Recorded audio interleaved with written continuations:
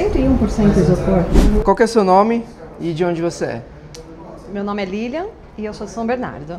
Eu tenho uma empresa de pintura para peças metálicas, junto com meu irmão. Qual que foi a sua principal transformação diante desse sistema? O que você achou? Eu achei incrível, achei inovador, achei prático. Se falando em estrutura, é incrível. A qualidade. E minha primeira casa que eu vou construir, para mim, vai ser de iForms. Para quem você indicaria essa tecnologia?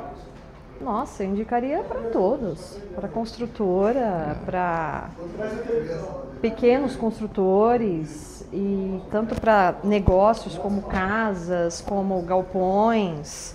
Eu acredito piamente que veio para revolucionar, para facilitar e para inovar o mercado. Sim. Tijolo ou isopor? 101% isopor.